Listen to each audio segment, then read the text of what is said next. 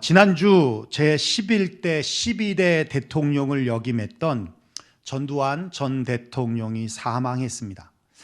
보통 전직 대통령이 죽으면 국장으로 치르는 것이 관례인데, 국장은 물론 대선 후보들 뿐만 아니라 여야 정치인들조차도 조문을 꺼려하는 장례식이 치러졌고, 전 대통령이라는 칭호 대신 전두환 씨라고 부를 만큼 전직 대통령에 대한 예우를 찾아보려 해도 찾아볼 수 없었습니다.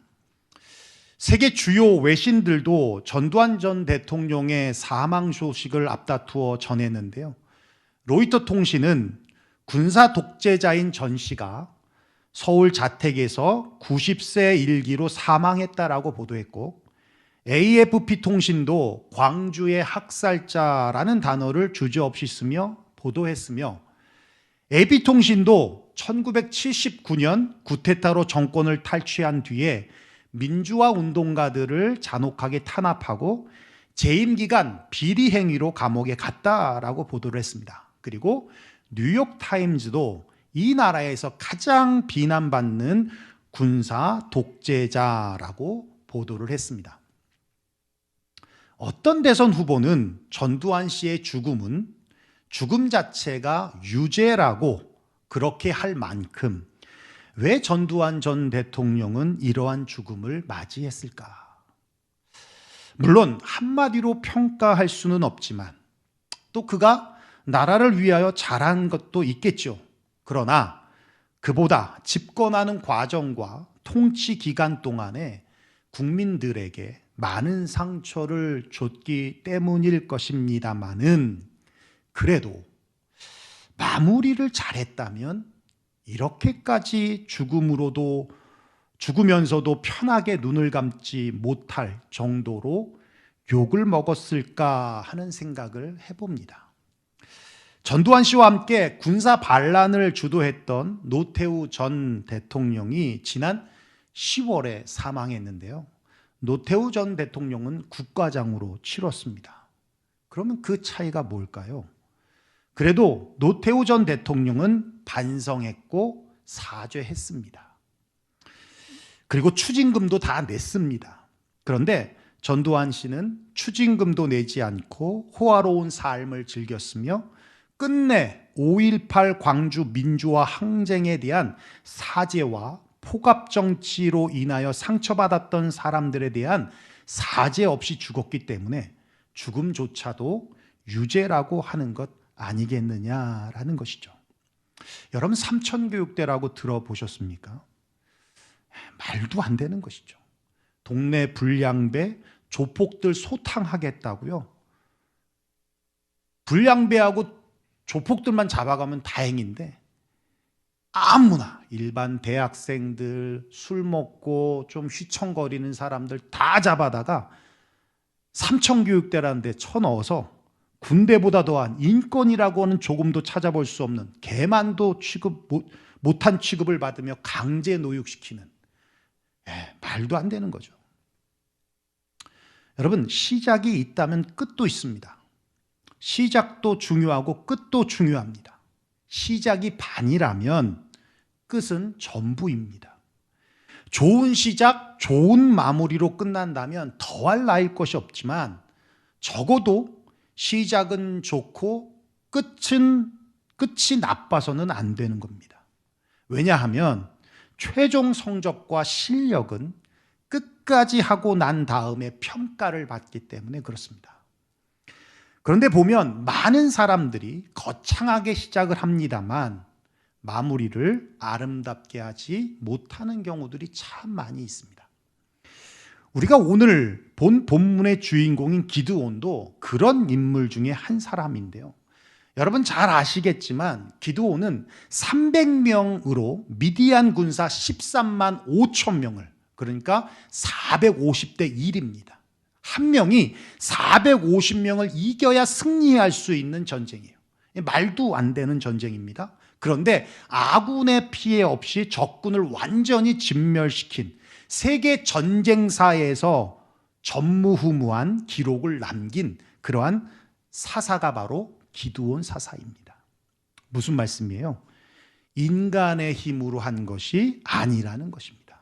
이 사실을 하나님께서 말씀하십니다. 원래 미디안과의 전쟁을 앞두고 각 지파에서 3만 2천 명 정도가 모였어요. 물론 기초군사교육도 못 받고 무기도 없는 사람들이지만 어쨌든 3만 2천 명이 모였는데 하나님께서 다 걸러내고 300명만 추린 겁니다. 그리고는 7장 2절에 이렇게 말씀하세요. 우리 한번 읽어볼까요? 시작. 여호와께서 기드온에게 이르시되 너를 따르는 백성이 너무 많은즉 내가 그들의 손에 미디안 사람을 넘겨주지 아니하리니 이는 이스라엘이 나를 거슬러 스스로 자랑하기를 내 손이 나를 구원하였다 할까 함이니라. 그렇습니다. 이스라엘이 나를 거슬러 스스로 자랑하기를 내 손이 나를 구원하였다 할까 함이니라. 3만 2천 명으로 13만 5천을 이길 수도 있으니까 어렵지만 그렇게 되면 자기들이 했다라고 생각하잖아요. 그래서 아예 그 싹을 잘라버리기 위해서 말도 안 되는 300명을 가지고 이기게 하셨다라는 거예요. 기드온도 하나님이 하셨다는 것을 알았습니다. 미디안과의 전쟁이 끝나자 백성들이 기드온을 영웅으로 몰아세우며 왕이 되어달라고 간청을 합니다.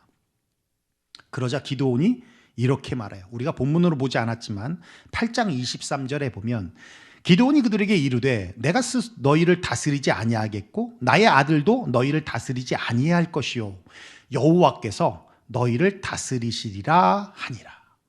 그렇죠? 네. 내가 하지 않았다는 얘기거든요. 하나님이 하셨기 때문에 내가 너희의 왕이 되는 것이 아니라 영원한 왕은 하나님이시다. 하나님이 너희를 다스리는 게 맞다. 예, 지극히 맞습니다. 아주 정확한 고백입니다. 그런데 타락을 합니다. 오늘 본문은 이 두 가지의 기드온의 타락을 기록해 주고 있는데요. 첫 번째는 뭐냐면 하나님께서 명하시지 않은 에봇을 만들었다라는 거예요. 27절에 보면 이렇게 말씀하고 있어요. 기드온이 그 금으로 에봇 하나를 만들어 자기의 성읍 오브라에 두었더니 온 이스라엘이 그것을 음란하게 위함으로 그것이 기드온과 그의 집에 올무가 되니라. 출애굽기를 통해서 보면 에봇은 대제사장의 의복 중 앞치마 내지는 조끼와 같은 옷입니다. 여러분 그림을 보시면 아시겠지만 에봇 앞가슴에 흉패라고 정사각형의 세마포 주머니가 있는데 이 정사각형 안에는 12지파의 이름이 새겨진 보석들이 박혀 있습니다. 그리고 그 보석 뒤쪽으로 주머니가 있는데 거기에 보면 하나님의 뜻을 구할 때 쓰여지는 우림과 둠림이라고 하는 돌 두 개가 여기 담겨져 있어요. 그래서 혹시 무슨 일이 생기면 이렇게 하나님의 뜻을 구하면서 어떤 것이 하나님의 뜻인지 이게 해야 됩니까 말아야 됩니까를 결정할 때 쓰는 돌이에요. 그게 이 주머니 안에 있다는 겁니다. 그 에봇을 하나님의 명령 없이 미디안과의 전투에서 전리품으로 탈취한 금 귀고리를 비롯한 귀금속으로 에봇을 만들었다라는 거예요. 그리고는 자신의 성읍인 오브라에 그 에봇을 두었습니다. 그렇다면 왜 기드온은 에봇을 만들었을까? 기드온이 에봇을 제작한 이유에 대해서 학자마다 의견이 분분합니다만 어떤 학자는 기드온이 겉과 속이 달라서 왕의 자리를 거절은 했지만 실제로 백성을 다스리고 싶어서 에봇을 만들어 자신의 권위를 세우려고 했을 것이다 라고 말하는 학자도 있고 또 어떤 학자는 이제 사사로서의 직무를 감당함에 있어서 기드온이 실로에 거기서부터 살고 있는 지역에서 좀 거리가 돼요. 그러니까 거리가 있는 성막이 있는 실로라는 지역까지 왔다 갔다 하기에는 너무 시간상의 문제가 되니까 그냥 바로바로 하나님의 뜻을 알기 위해 에봇을 만들어서 자기 성읍에 두었다라고 주장하기도 합니다. 그런데 이러한 해석도 가능할 것 같아요. 우리가 조금 전에 나눴지만 백성들이 기드온에게 실제적인 왕이 되어달라고 요구를 했을 때 기드온은 오직 여호와께서 이스라엘을 다스릴 것이다라고 선포를 했습니다. 그리고는 바로 백성들에게 전쟁에서 얻은 전리품들을 모아 에봇을 만들었다라는 것을 보면 하나님이 우리를 다스리는 것이다. 그리고 이 에봇 보이지? 이 에봇을 볼 때마다 하나님이 우리에게 승리를 주셨고 하나님이 우리를 다스리는 분이야 라는 것을 기념물로 제작하여 볼 때마다 하나님이 다스리신다는 것을 잊지 않게 하기 위해 그래서 에봇을 만들었을 수도 있다라고 할 수 있는 거예요. 이렇든 저렇든 좋은 의도이든 나쁜 의도이든 결국은 기드온이 만든 에봇은 어떤 결과를 낳았습니까? 27절 말씀에 보면 그것을 음란하게 위함으로 그것이 기드온과 그의 집에 올무가 되니라. 여기 음란하게 위한다 무슨 말입니까? 우상이 되었다라는 거예요. 에봇을 마치 무당에게 귀룡을 묻듯 우상처럼 여겼다라는 거예요. 조금 전에 말씀드렸죠? 우민과 둘림이 있다고. 여러분 무당집 가보신 분들도 아시겠지만 가면 무당들이 막 구판하면서 뭘 뽑으라고 그래요. 저 같은 경우는 항상 깃발 뽑으라고 그러거든요. 깃발 뽑아서 빨간 깃발, 파란 깃발, 노란 깃발 뭐가 나오면 뭐 본인은 아는데 나한테는 안 가르쳐줘. 어쨌든 그걸 뽑으라고 그래요. 그런 것처럼 우민과 둘림이 마치 그런 역할로 쓰여졌을 것이다 라는 거예요. 그러면서 실로에 있는 성막의 제사에 집중하지 않고 자신이 살고 있는 오브라에서 제사를 드리면서 하나님의 뜻을 구함으로써 무질서 속에서 점차 백성들이 우상 숭배의 길로 빠져들었다라는 얘기입니다. 대제사장이 입는 에봇은 모세와 솔로몬처럼 하나님의 명을 받은 사람에 의해서만 만들어져야 합니다. 기드온은 에봇을 만들어서도 안 되고 그것을 집에 보관해서도 안 되는 사람입니다. 설령 의도가 좋은 뜻이었다 하더라도 그것은 자기의 뜻이지 하나님의 뜻이 아니고 그건 분명히 오바인 겁니다. 뿐만 아니라 자기의 뜻대로 그것을 만들어 보관하였기 때문에 결국 백성들의 올무가 되었다라는 거예요. 그렇습니다. 우리가 기억해야 하는 것은 하나님을 위한 것이고 좋은 의도였다 하더라도 하나님의 명령에 대한 순종으로 행한 것이 아니거나 하나님의 뜻이 아니라면 그건 그냥 내 욕심이고 내 욕망이고 그냥 내가 오버한 것뿐인 거예요. 그렇기 때문에 내 생각과는 전혀 다른 결과로 일을 망쳐버릴 수 있다는 것을 우리는 잊어서는 안 된다는 것이죠. 그래서 이럴 때 늘 하는 말 있죠. 해놓고도 욕먹는다. 그죠? 하고도 욕먹는다는 건 이럴 때 쓰는 말이에요. 사랑하는 성도 여러분, 이제 한 해를 마무리하는 시점에 있습니다. 다음 주면 12월입니다. 참 빠르죠? 2021년 한 해를 돌아보면 이런 일 저런 일 참 많은 일들이 있었고 또 좋은 일, 나쁜 일, 기쁜 일, 슬픈 일, 희노애락이 다 있었겠지만 무엇보다 믿음의 자녀들이 해야 할 한 해의 마무리는 지난 많은 일들을 나열해 놓고 좋았다, 나빴다가 아니라 그냥 무턱대고 다 하나님의 은혜라고 하면서 그냥 감정적인 감사를 드리는 게 아니라 하나님의 뜻대로 했느냐 아니면 내 뜻대로 했느냐에 대한 평가가 있어야 하고 그래서 하나님께서 기뻐하시는 일이었는가 아니면 내 만족, 내 기쁨을 위해서 했던 일이었는가에 대한 냉철한 평가가 있어야 한다라는 거예요. 마이클 하야트가 지은 탁월한 인생을 만드는 법이라는 책에 있는데요. 그 책에 보면 인생을 바꾸는 최고의 해를 맞이하기 위해서는 과거를 마무리하는 것이 굉장히 중요하다라고 말하면서 마무리를 제대로 하는 4가지의 단계를 제시해 주고 있어요. 첫째는 무슨 일이 벌어지기를 원했는지 기술하라는 겁니다. 그러니까 한 해를 시작하면서 세웠던 계획이나 꿈이나 목표가 무엇이었던가를 돌아보라는 얘기입니다. 두 번째 단계는 실제로 벌어졌던 일을 인정하라는 거예요. 다시 말하면 목표를 이룬 것도 있고 실패한 것도 있지만 우린 보통 실패한 것에 집착하고 후회하고 그렇게 생각하잖아요. 그러면 안 된다는 거예요. 실패를 인정한 만큼 분명히 성공한 것도 있지 않겠습니까? 그러니까 성공한 것도 인정하라는 거예요. 실패와 성공을 동시에 평가하라는 얘기입니다. 세 번째는 그 평가에서, 그 경험에서 얻어진 것을 배우라는 거예요. 실패든 성공이든 그 경험으로부터 배우고 깨달으라는 거예요. 그렇지 않으면 실패가 반복되어지고 성장이 멈추어진다는 겁니다. 마지막 네 번째가 뭐냐면 행동을 수정하라는 겁니다. 실패든 성공이든 배우고 깨달았다면 삶에 적용해서 행동을 바꾸고 습관을 바꾸어서 개선하라는 얘기예요. 여러분, 어찌 보면 뻔한 말 같아요. 그죠? 우리가 다 아는 말입니다.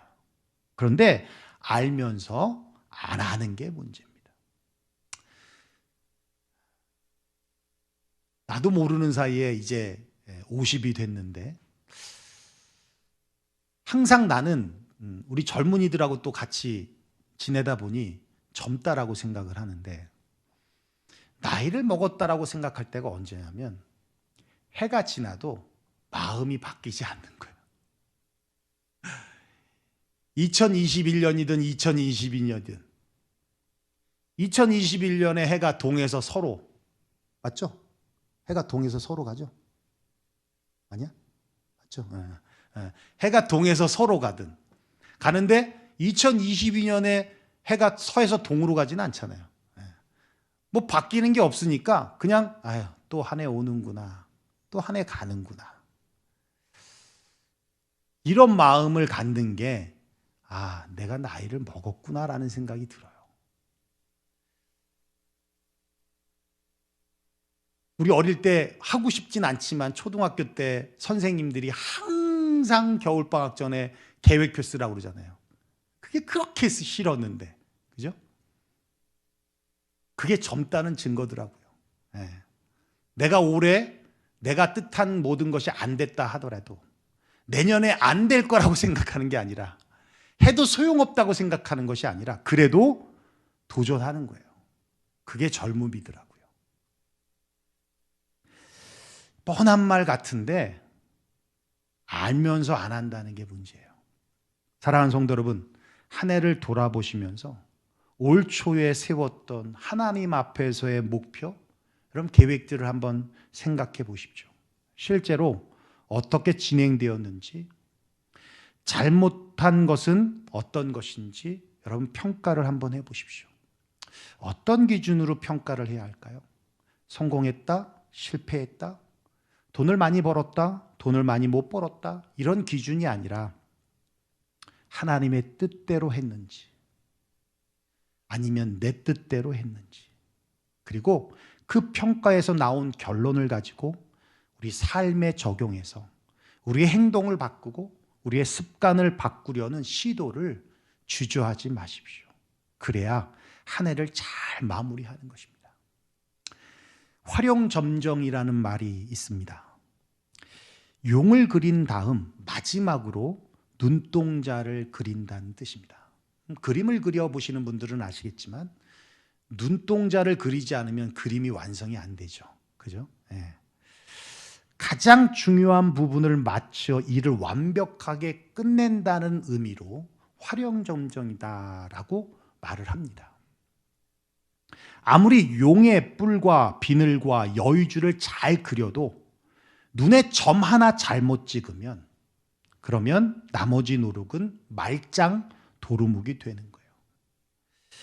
용의 눈에 점을 찍는 것, 그것이 바로 하나님의 뜻대로 살았는가, 하나님의 뜻대로 순종했는가를 돌아보는 거예요. 용의 눈에 점을 찍듯이 한 해를 돌아보면서, 인생을 돌아보면서 주님의 뜻을 되새기는 저와 여러분 되시기를 주의 이름으로 축원합니다. 둘째는 사생활이 문란했다는 거예요. 30절 31절에 보면 이렇게 말씀하고 있어요. 기드온이 아내가 많음으로 그의 몸에서 낳은 아들이 70명이었고 세겜에 있는 그의 첩도 아들을 낳았으므로 그 이름을 아비멜렉이라 하였더라. 여러분, 여러 명의 아내와 첩을 두고 70여 명의 아들을 뒀다라는 것은 삶이 완전히 이방화되었다는 것을 말합니다. 뿐만 아니라 31절에 세겜에 있는 그의 첩도 아들을 낳았다? 첩의 아들이구나. 70명 중에 한 명인가? 이렇게 그냥 넘어갈 수도 있겠지만 여러분, 세겜은요 므낫세 지파와 에브라임 지파의 경계상에 있는 도시이고 또 교통의 요충지입니다. 기드온의 집에서 보면 세겜까지는 꽤 먼 거리예요. 한 35마일 정도 떨어진 곳입니다. 거기에 첩을 두었다라는 것은 그의 생활이 얼마나 문란했는가를 단적으로 보여주고 있다는 겁니다. 여러분, 기드온이 어떤 사람입니까? 포도주 틀에서 밀을 타작하던 소위 찌질한 사람 아니었습니까? 여러분, 밀을 어디서 타작해요? 마당에서 타작하죠. 밀을 마당에서 타작하죠. 그런데 포도주 즙을 짜는 틀에서 밀을 타작하고 있더라는 거예요. 무슨 말이에요? 숨어서 했다는 겁니다. 만약 마당에서 밀타작을 했다는 것을 미디안 사람들이 알면 와서 다 빼앗아 가버리니까 두려운 마음에 조심히 은밀하게 숨어서 했다는 얘기예요. 얼마나 겁쟁이 같은 모습입니까? 여기서 13만 5천 명과 싸울 만한 담대한 모습이 보입니까? 용사 같은 모습이 보입니까? 뿐만 아니라 하나님을 믿지 못해 하나님의 사자 앞에 기적을 요구하고 시험하는 그런 기드온을 하나님은 큰 용사라고 칭하면서 그를 불러내셨어요. 그리고 이스라엘을 구원하는 도구로 기드온을 사용하셨습니다. 그렇다면 지금 누리는 평안함, 부요함, 안락함, 행복함, 그 모든 것이 하나님께로부터 온 하나님의 은혜임을 인정하고 감사하며 겸손히 누려야 하는 것 아닙니까? 그런데 그 은혜를 잊어버리고 육체의 쾌락을 탐입하며 문란한 사생활을 즐겼다라는 거예요. 그렇다면 언제부터 기드온이 타락했느냐? 기드온에 대한 내용이 사사기 6장부터 8장까지 이어지고 엄밀하게 얘기하면 우리 조금 전에 읽었던 세겜의 첩으로부터 나온 아비멜렉에 대한 이야기가 9장에 나오거든요. 이 첩의 아들인 아비멜렉이 그 아들들, 기드온의 70명의 아들들, 물론 막내 아들 요담을 죽이지 못했지만 69명의 아들들을 처참하게 공개 처형시켜버립니다. 전체적인 본문을 우리가 보지 못했지만 매일 성경을 통해서 꾸준히 말씀을 본 분들은 이해를 하실 거예요. 언제부터 기드온이 타락을 했냐? 미드온과의 전쟁이 시작되기 전까지는 하나님께서 모든 것을 주관하셨고 그는 하나님께 의존했습니다. 그런데 전쟁이 시작되고 승승장구하다 보니 모든 주도권을 자신이 휘두르기 시작합니다. 우리가 조금 전에 봤던 에봇을 만든 것도 그렇지만 하나님의 뜻을 묻지 않습니다. 순종하는 모습이 전혀 없습니다. 자기의 뜻대로 자기의 감정대로 모든 일을 진행해요. 그래서 마을을 쑥대밭을 만들기도 합니다. 우리가 실수하는 것이 바로 이것입니다. 힘들고 어려울 때는 하나님을 의지합니다. 기도하며 하나님께서 원하시는 것이 무엇일까 진지하게 고민도 하고 또 주변의 자신을 위하여 기도하는 기도해주는 사람들의 말들에 귀를 기울이기도 합니다. 그러나 막상 일이 잘 풀리기 시작하면 자기 마음대로 하기 시작합니다. 하나님은 그러한 자신을 단지 도와주시는 수호신 정도로 생각하고 여깁니다. 이러한 모습들이 언제 무너지는지 아십니까? 하나님께서 우리의 삶에 개입하시고 너의 삶은 내가 주도한다라고 깨닫게 하실 때 그때 이러한 삶이 무너져 버립니다. 그때가 언제예요? 실패를 경험할 때. 그때가 언제예요? 건강이 무너질 때. 그때가 언제예요? 자녀가 속썩일 때. 계획한 대로 되지 않을 때입니다. 내가 주도한 대로 되지 않을 때입니다. 내 삶이 내가 수고하고 노력한 대로 움직여지지 않는 순간을 접할 때 그제서야 우리의 삶의 주도권이 하나님께 있다라는 것을 깨닫게 되어지더라는 거예요. 주님이 그래서 말씀을 하십니다. 무엇을 먹을까? 무엇을 입을까? 무엇을 마실까? 염려하지 말라. 너희는 먼저 그의 나라와 그의 의를 구하라. 그리하면 그 모든 것을 너희에게 더하시리라. 인생을 무엇을 먹을까의 주도권을 내주지 말라는 거예요. 무엇을 마실까의 주도권을 내주지 말라는 거예요.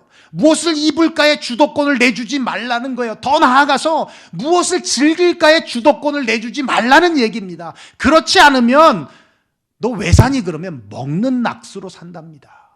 너 왜 사니 그러면 부어라 마시라 하면서 술 먹는 낙으로 산답니다. 너 왜 사니라고 물으면 에휴 삶에 무슨 낙이 있습니까? 남들보다 더 좋은 것 갖겠다는 그 소유욕, 쇼핑하는 낙수로 산다는 거예요. 돈 버는 낙수로 살고 게임하는 낙수로 살고 음란한 쾌락을 즐기는 낙수로 살고 도박하는 즐거움으로 살고. 근데 여러분 잘 아시잖아요. 이렇게 세상에서 주는 즐거움들은 정말 잠깐이에요. 즐거움이 있다 사라지는 것으로 끝나는 게 아니라 나를 즐겁게 했던 것들이 결국은 뭐가 돼요? 다 걱정거리가 되고 염려거리가 된다는 게 문제예요. 그래서 주님 말씀하시는 무엇을 먹을까 마실까 입을까 마실까 염려하지 말라라고 말씀하시는 이유가 여기 있어요. 남들보다 조금 더 좋은 거 가지려는 소유욕 때문에 염려가 되는 거예요. 돈 버는 낙을 누리려고 염려거리가 걱정거리가 끊임없이 쌓여져 가는 겁니다.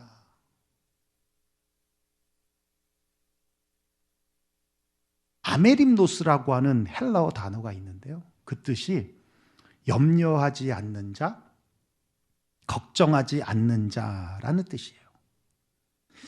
초대교회 당시에는 이 단어를 이름 앞에 붙여서 썼거든요. 예를 들면 이름이 요한이면 아메림노스 요한, 마리아라면 아메림노스 마리아라고 쓰는 거예요. 그러니까 염려하지 않는 요한, 걱정하지 않는 마리아. 세상이 주는 즐거움에 노출되어 있지만 그 유혹에 넘어가지 않겠다는 거예요. 이렇게 아메림노스로 살아가려면 이런 것들, 무엇을 먹을까, 무엇을 마실까, 무엇을 입을까, 무엇을 즐길까의 주도권을 뺏겨서는 안 된다라는 얘기예요. 여러분 한번 여러분의 이름을 여기에 넣어서 한번 얘기해 볼까요? 아메림노스, 여러분의 이름, 내 이름 말고 내 이름 말고 여러분의 이름을 자 한번 해보겠습니다. 시작. 아메림노스 장병근. 내 이름을 하신 분들이 계시네. 다시 한번 해보겠습니다. 시작. 아메림노스 장병근. 세상이 주는 즐거움이 순간만으로 끝이 납니다만 거기서 그치면 다행이에요. 근데 그 즐거움은 우리에게 걱정거리로 옵니다. 염려거리로 옵니다. 여러분 기도의 즐거움을 잊으셨습니까? 주님과 동행한다라고 하는 그 기쁨을 여러분 까먹으셨습니까? 시편 119편에 주의 말씀의 맛이 내게 어찌 그리 단지요 내 입에 꿀보다 더 단이다. 세상이 줄 수 없는 꿀보다 더 단 말씀이 주는 기쁨과 만족을 여러분 지금 잊고 계시지는 않습니까? 가진 거 없지만 누리는 것도 없는데 하나님이 주시는 그 기쁨과 평안함에 마치 모든 것을 다 가졌다고 느꼈을 때 있지 않으셨습니까? 먼저 그의 나라와 그의 의를 구하는 기쁨으로 세상이 주는 즐거움을 대신하게 될 때 염려와 걱정이 사라지고 세상이 줄 수 없는 평안이 우리의 삶을 지배하게 될 줄로 믿습니다. 2021년 한 해를 마무리하는 시점에 있습니다. 삶의 주도권이 지금 어디에 있는지 돌아봐야 할 때입니다.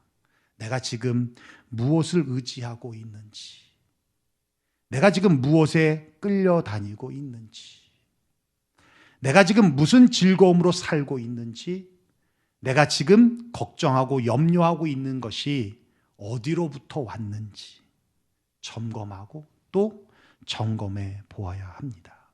그리고 다시 주님만을 의지하겠다라는 고백과 결단이 있을 때 2021년 한 해를 잘 마무리하고 그리고 새로운 한 해를 잘 맞이할 수 있게 될 줄로 믿습니다. 기도하겠습니다.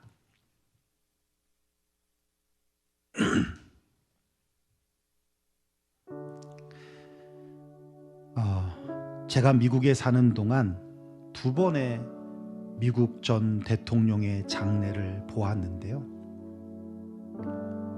도널드 레이건 대통령과 조지 W. 부시 대통령의 장례입니다. 사실 저에게 신선한 충격과 감동과 은혜를 받았던 것은 2004년 도널드 레이건 대통령의 장례식이었는데요. 미국에 와서 영어를 배우는 때였어서 사실 처음부터 끝까지 장례식을 TV로 생중계 봤거든요.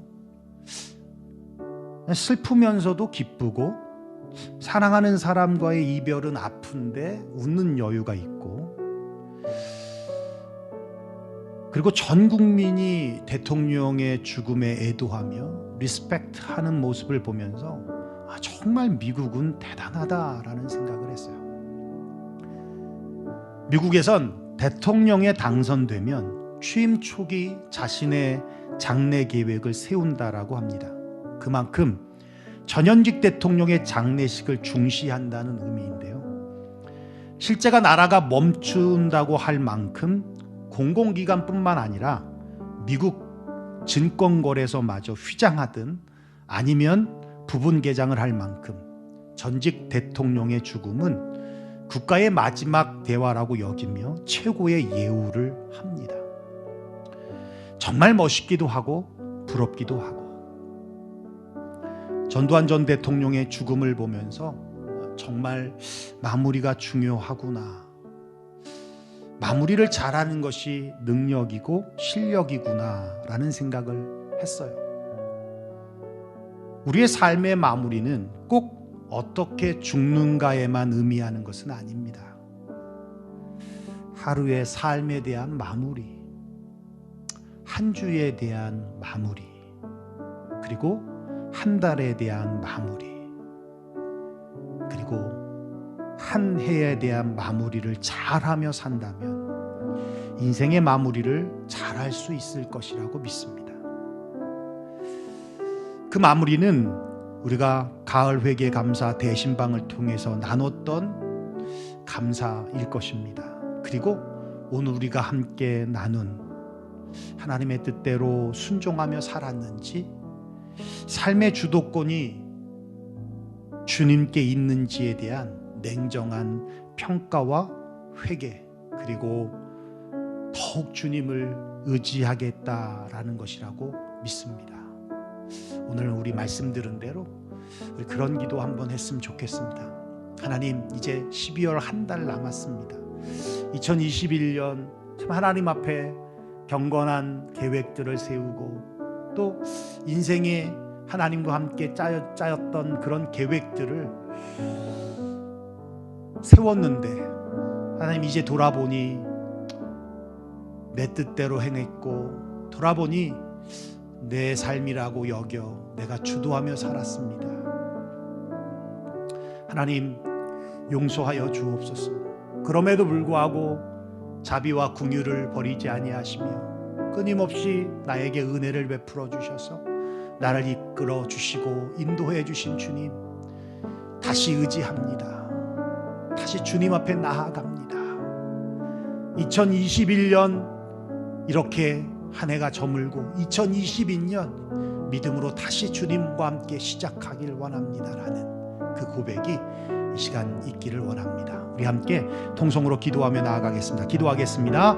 고마우신 우리 아버지 하나님, 감사와 영광을 하나님 앞에 올려드립니다.